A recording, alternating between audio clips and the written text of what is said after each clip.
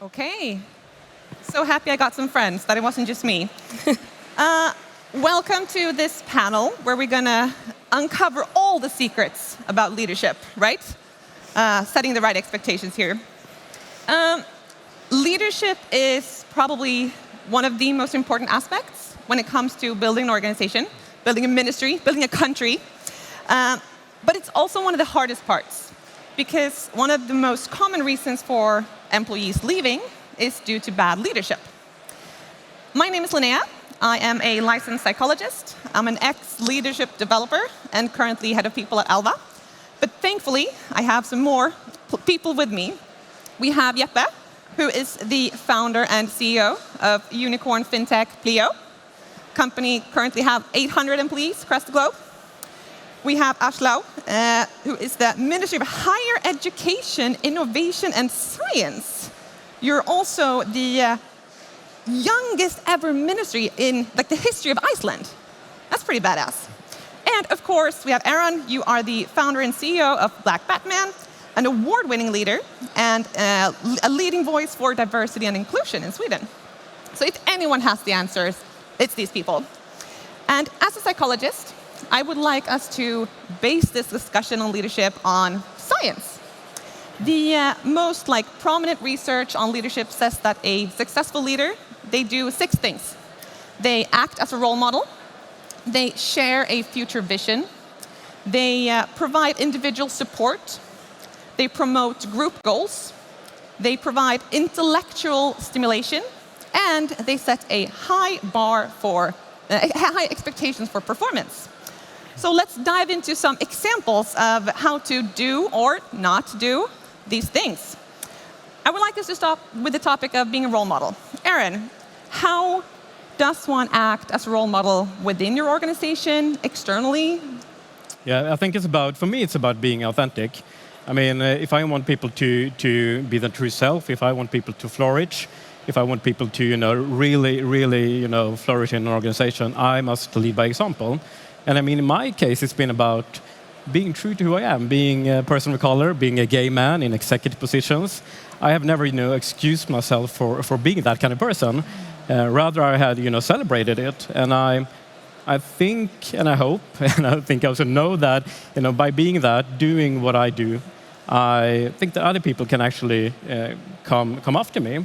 So that's one way of being a role model. But I think it's all about, walk the talk. You need to be true to what you are and true to your values every day and every second of the day. So being authentic, bringing your full self to work. Aslaug, how about you? What do you say? Yeah, I can, of course, agree with that. But I struggle a little bit about the word role model, because sometimes it's put in that contest that you need to be perfect or you need to be like somebody that you have seen before in that position. And I don't agree with that. I don't agree that a role model should be a person that you have seen before in that position and is the best of the best. Because we need to be ourselves. And as a person that was a minister at the age of 28, where all the people working in my ministry could be my parents. I was finding out where is my position in this, and should I fit into the normal ministerial guide? How should I act as a minister? And at first I tried to do that a bit, but then I suddenly found out that I need to bring my full self into the leadership, and as being a role model for people in the country, I need to be myself and not try to fit into some box that people see politicians or a minister should be in. And that's maybe the difficult side of trying to be one, or you are not trying, you just are a role model for some people. You really need to be yourself the whole time, and you need to be careful not to present yourself as a perfect person in some certain box, and allow yourself to be a young leader and I will do some mistakes, and that's totally fine, even though when politicians do a lot of mistakes, they will lose their job soon. Let's hope that's not happened. Jeppe, you have scaled an organization. How have you made sure other leaders have acted as role models for Pleo? Yeah, I think for us, it's first of all, we very much agree that I think the behavior that people, no matter a leader or a colleague or whatever, the behavior that people are bringing to work just simply spreads. Yeah. And it spreads more than you would think. So our two things come to mind. One is we've been extremely deliberate about who we hire. And I think you can influence people or change them slightly, but you can't change people altogether.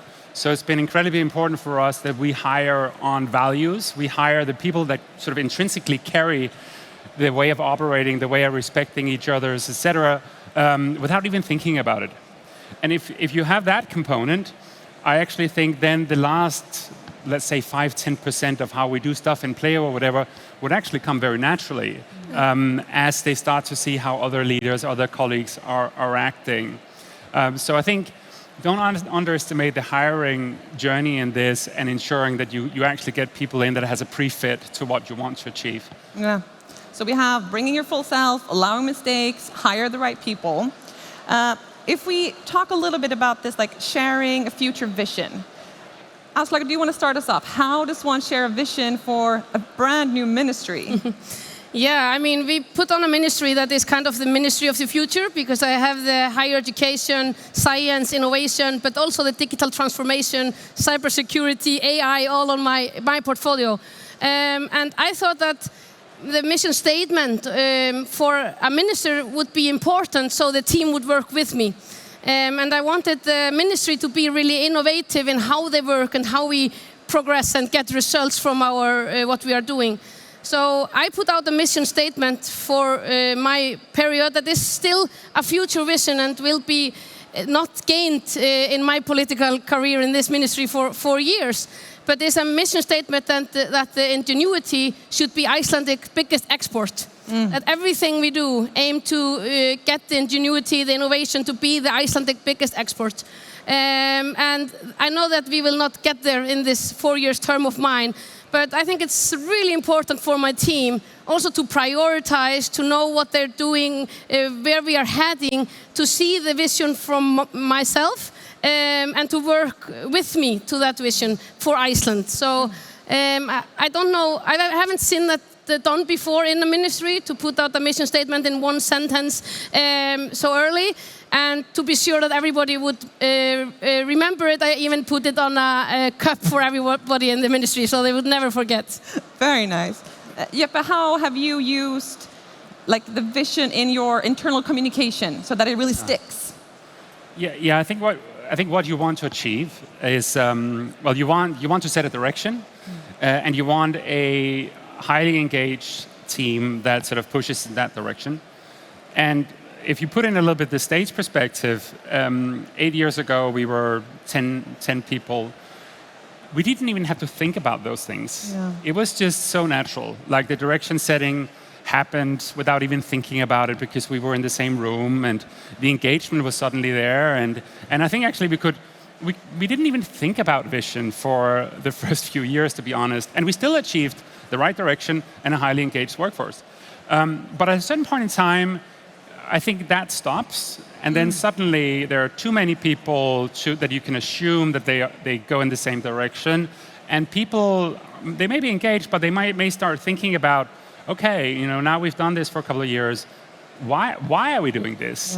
Yeah. And I think that's where the vision becomes really powerful.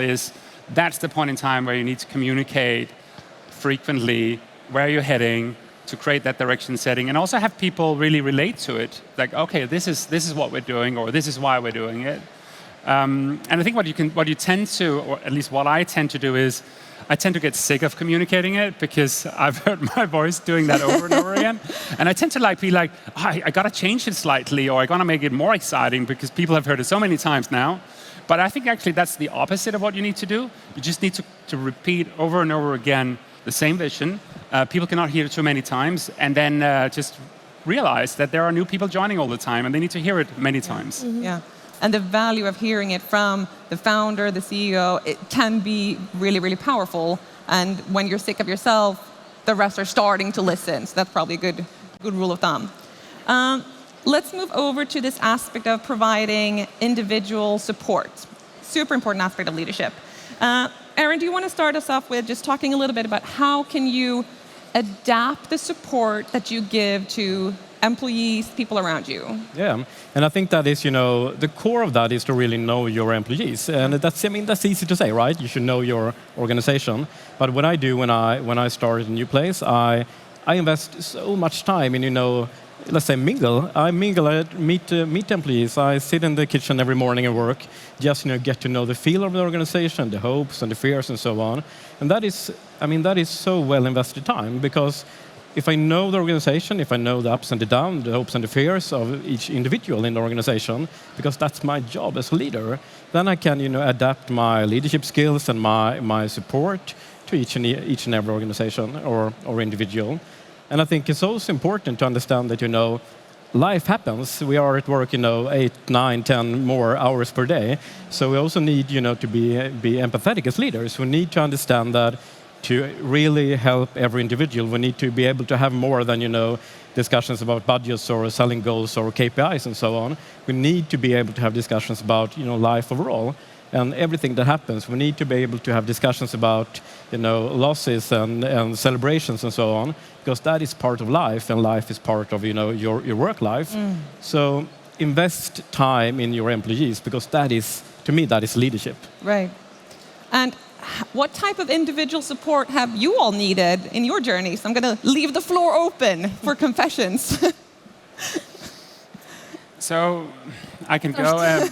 So I think we are big believers that in order to create fast-moving innovation and make a difference in the world, that cannot happen, you could say, top-down or centrally. We're big believers that in order to succeed, we need to set everyone up for success, to set direction and drive. And initially, we were like, okay, let's just give people a loose leash, and then they'll figure it out. And the reality is that some do, but there are also a lot that don't. And I think the key word to pick out of your sentence is adapting your leadership. And then that means sometimes you need to go extremely deep on your leadership and really be there side by side and set the direction and make very detailed feedback to sort of rail that person or team on the right track. And other times you can just stay completely away and just observe and rally on the side and stuff like that. And I have kind of found that myself as well, that sometimes if you're in a completely new territory or you don't feel you have all the tools, you need tighter leadership next to you. And other times, which eventually meant I became a founder, is like, leave me alone. I want to do it myself. Yeah. And I think that is worth remembering. Sure. As a minister, I think it's often with a government official and all the bureaucracy that comes with it. The minister is really high up and away from the team often. It's like the silos and like many people before you can reach the minister. So I have erased all of that. So my team is built up different from all of the other ministries. So it's more that every team meets with me. It's very unique how we prioritize the cases that we want to finish up, and they can get to me more easily. And I think that individual support is important for my team, so they work with me and we get some results of my time there. Because sometimes politicians come in the ministries and they just have 4 years and it's short-term goals, and then the team is not working with you because you are so much away from them. So we are trying to get the ministry to work differently, to get them individually into our mission and into what we are aiming to do for Iceland. And there we are seeing faster results. And I think one of the important pillars to that as well, to a modern workplace, is flexibility. Is a flexibility where you work, how you work, when you work. And that's quite new as well in this area.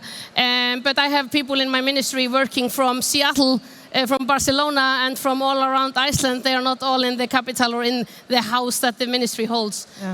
For myself, I think it has been the most important that people have trusted me for big positions, that people believe in you, because often you look like you believe in yourself like 100% in every big position you get.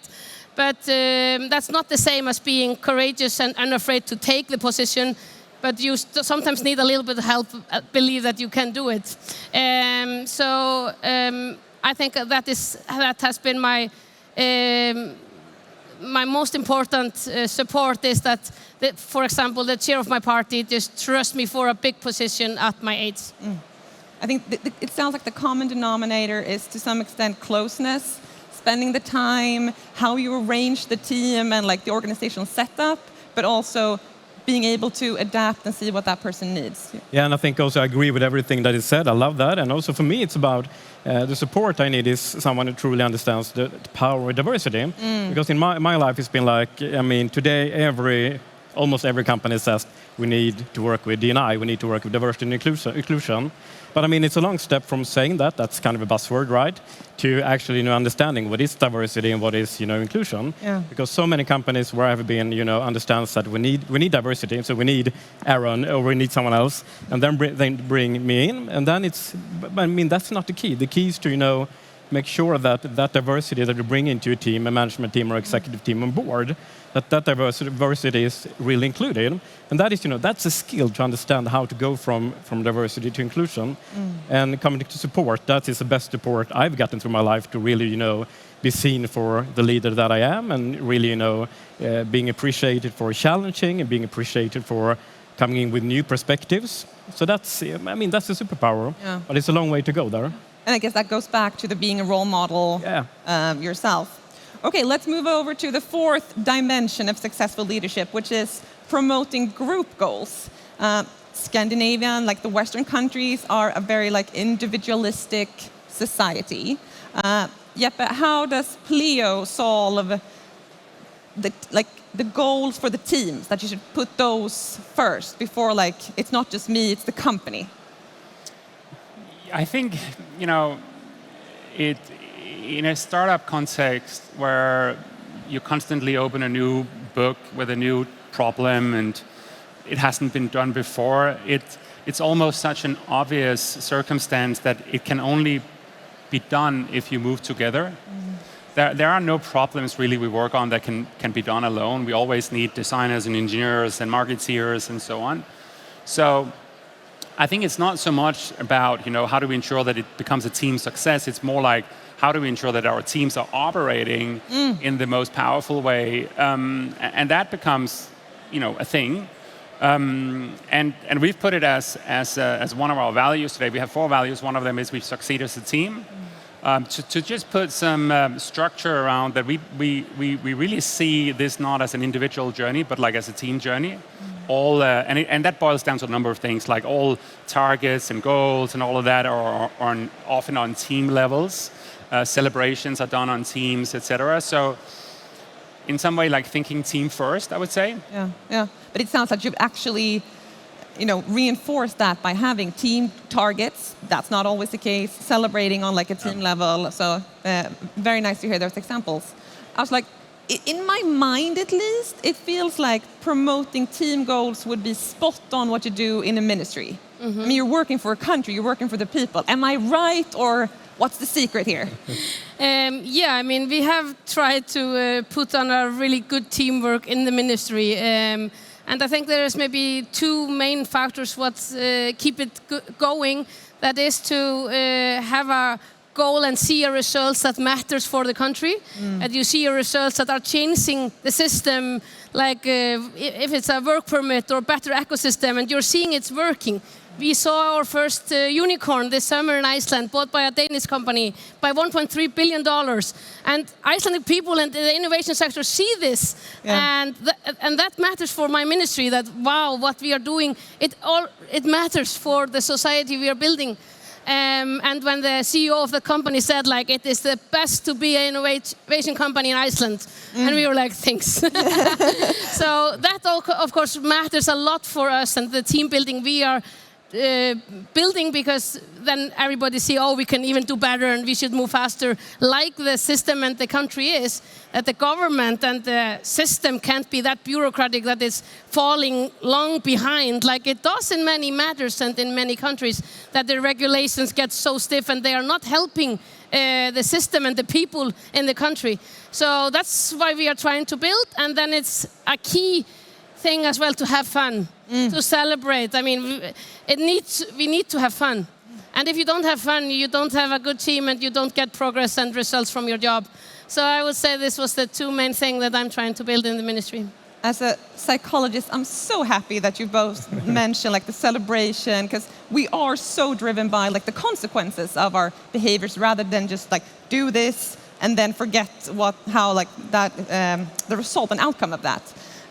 Aaron, how do you work with this? I think it comes down to feeling a sense of belonging, because I'm building, let's call it togetherness. I think each and every individual, that's a human thing, want what can I bring to the table? So it goes a lot into communication, for example. So as a leader, it's my job to say, okay, her team is the end goal, and I need you to contribute by doing what you do best, meaning this, and I want you to contribute by doing this, and by doing that, everyone feels that, oh, I have a part in this. My skills, my brains, my knowledge, my experience is really needed. So when we feel that, when we have the feeling that we are an important part of something, then we are more willing to contribute, we're more willing to be part of that team. Very good. Okay, people, we've done 4 of the 6 dimensions. Before we open up to questions, we have 2 more. The first one is around intellectual stimulation, providing that like intellectual stimulation for your team. I was like, it feels like you have to start us off here. How do we make sure that we continue to like challenge the people that works for us? That is, of course, every leader's challenge, to keep everybody motivated, to keep them onto the mission. I think it's really important to be quite clear on what we are doing and what we can skip. We have our really big goals, and I want to change a lot of things, but I also need to listen to them and see what do you think is important, what can wait. And one man that is in my ministry, he's been working in a ministry since I was born. And he said, no minister has told me that I can quit doing something. They always just add up a pile of new things. And that was a little bit eye-opening for me, because I was like, oh my God, I need to be much clearer about what can wait. I really want to finish all the stuff, but I need to prioritize so we can get something done. And I think that is really important for the motivation to get everybody on their toes. So be clear what we are doing. And sometimes I've, as a leader, put too many things on the agenda. I prioritize too many things, and they are dying. They're like of workload, and I'm like, okay, I get it, I hear you. But to have a talk to everybody that every 8 weeks we reflect on the last 8 weeks and see, was it too much, or can we add more? Was something that can wait, or can we add something? That has been really important for our team building, and to get everybody quite focused on a success and finishing things. And one thing that is really important, that in our lives and in the companies and in ministries, we often are like full of work that is needed to be done. And the work that is most important isn't always needed fast to be done. And then the most important jobs and things that we need to change, they get in the back of the prioritization. And that is what is, I think, the biggest challenge, to change the whole system, because a big system changes, they aren't needed like that. But if you always put them in the back, they will never be done. So to be clear that some people in the ministry and in our group, they are working on needed changes for the society, and they will not be interrupted by things that are needed and things that come up, or the media, or I fuck up something. I mean, they are not interrupted by what is needed. They are on the main focus goals. And then we see things literally finishing and changing system, like just the funding of all of our universities, which Icelandic ministers have been trying to change since 2007, and we are finishing next week. Aaron, how do you prioritize intellectual stimulation for yourself? Oh, that's a good question. I try to, be out doing this because this is something I love, and I try to interact with people who, who's better than me, who can learn something from. So that's, And that for me, that's not always easy because I'm not, I'm not the guy who loves to mingle actually, but I love. I'll mingle with him. But I love, learning new stuff. I love to meet new cultures. I love to, be challenged in that way. So that's something I do for intellectual stimulants. And I also want to say that, as a leader, I think, one way to actually make sure that your organization, are challenged is to know when to step back, actually. Because if you are a leader who always need to be in the center, maybe that's ironic now, sitting on the stage saying that, but I mean, I think, we must, know when when it's time to, let the employees take the center stage, when to step back yourself. So that is one way, I think, to actually make sure that people are, that people thrive, that people are challenged to actually, let them take the spotlight every now and then. Jeppe, I'm assuming that Pleo has had to reinvent itself over and over again. So how have you and your leadership team prioritized intellectual stimulation for yourself, for the team? I think, again, if you want to chop it up a little bit in stages, I think that whole intellectual stimulation in the early years wasn't also not really something we thought too much about because, if anything, people were overstimulated somehow. Yeah. We had this saying of growth for grabs, which was a little bit of a controlled anarchy that, people more or less had the mandate to go and solve the problems they saw in front of them. So by definition, if you were stimulated, just go do something. And there becomes a time where you could say that becomes confusing for everyone. And I would say now is a time where we need to think more deliberately about these kind of things. And there's a number of components that goes into that. But I think one that still is important is that we ensure that there's a career model for everyone, even though that you haven't seen the journey before. So it's at our stage, it's extremely tempting to bring in people from the outside that have seen the journey before. But that's not good for culture, and I think it's not really good for the business either. You need to complement that with continuously looking at the talents in your organization and giving them those stretch sort of challenges that they're a little nudged into, as you say, to keep that balance and that entrepreneurial spirit and the dream of pursuing new challenges. I think that's incredibly important. Yeah. No matter if you're a leader or if you're not. Yeah. Yeah, but I think in that it's a good example of how the leader needs to adapt and grow with the company, and you need to make sure that you know what stage you're in, so that you know reinventing something that doesn't need to be reinvented yet, and so forth. The final aspect of leadership is this setting a high bar for performance, expecting high performance. So research tells us that when we do expect high performance, that will actually increase performance. So Jeppe, can expectations be too high? I'd like to think that it's not so much about how ambitious targets are or expectations. That is essentially not what's causing the failure or the stress.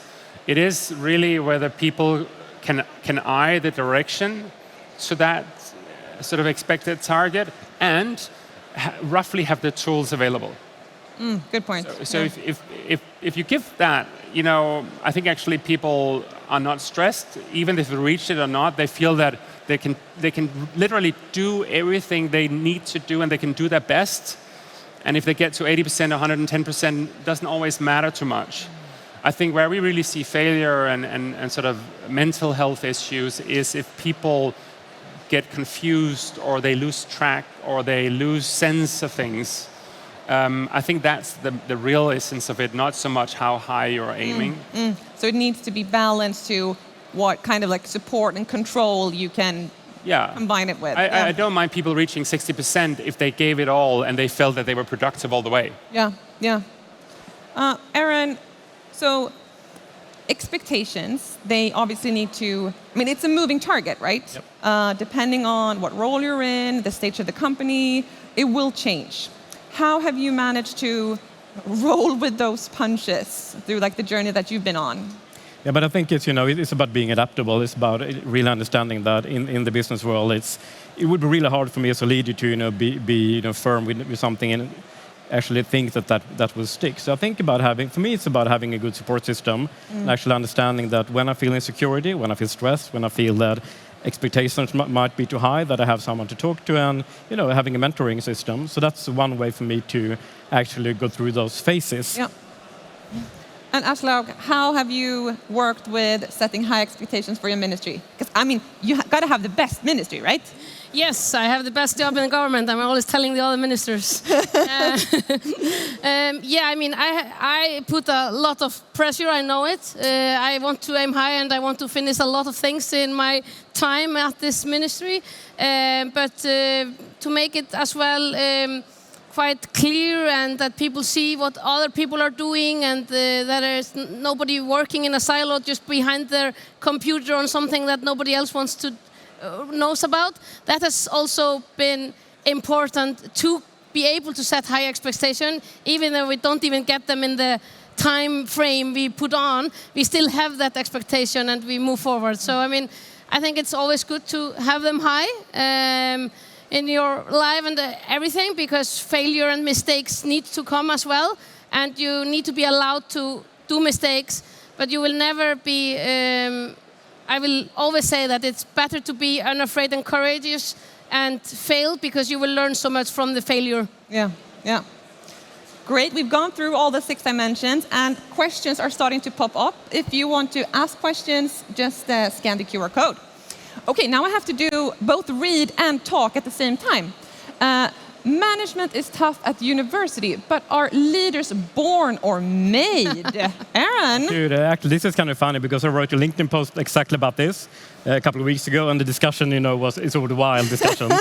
but that aside, I believe that I am made, not born.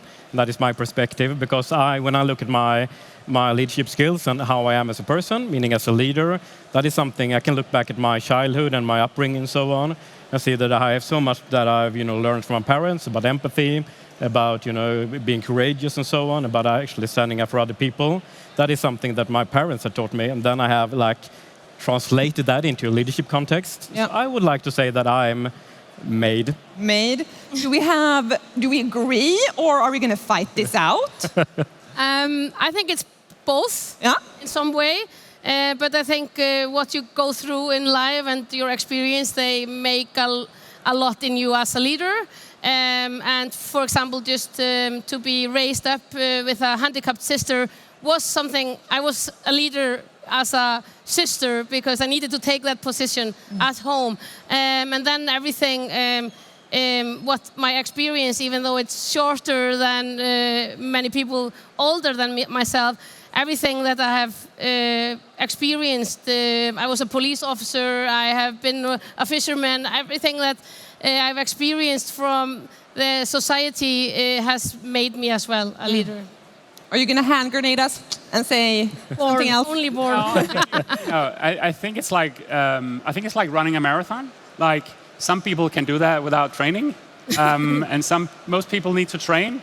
And then if they train, like, most people can do it, and then some probably can't. But I think it's 20% born and 80% an acquired trained skill.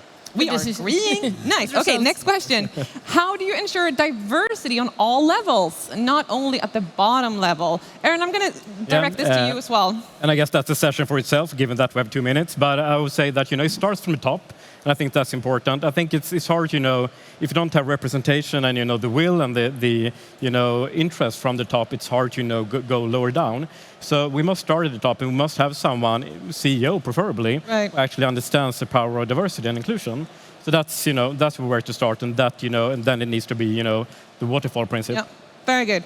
Okay, how do you spot a bad hiring decision, and what do you do about it? Jeppe, you said that you focus on this. Ideally, you spot it in the process. Yeah, fingers crossed. Ideally. Ideally. Otherwise, you need to spot it soon thereafter, and you need to deal with it. Yeah. And I think it starts with feedback. Yeah. And it starts with giving people a chance, but you need to do that very fast. And then you need to react on that if it doesn't happen. One thing that has helped us a lot in the ministry when we are hiring, that we give everybody a project, or a lot of people that apply for the job, and we get them without name, sex, age, everything, and we rate them without knowing who is behind the project. And that has given younger people big positions in my ministry, because they sometimes are way better projects than someone that would have been hired if you only followed some normal rules on hiring in a governmental... Very nice. So fair process, and if something goes bad, see it. Am I being clapped out? No. Okay, what leadership style do you use the most? This is our final question. So Jeppe, quick answer here. An enabling leadership style, so really just trying to set people up for success, allow them to steer, run, realize that you probably can't really do a big difference other than rallying and giving a bit of direction setting. That's how I like to do it. Thank you. Aslaug? Good question. I mean, to trust the people for big positions and big projects, to trust their opinions also on the project we are facing, but as well be quite clear on my prioritization and my vision at the same time. Very and nice. To have fun. Very nice. Aaron, finish it off. Yep, and I would say the empathetic and the brave leadership style. Amazing. What a mic drop ending. Thank you so much, Aaron, Aslaug, and Jeppe. Thank you for joining us. Thank you.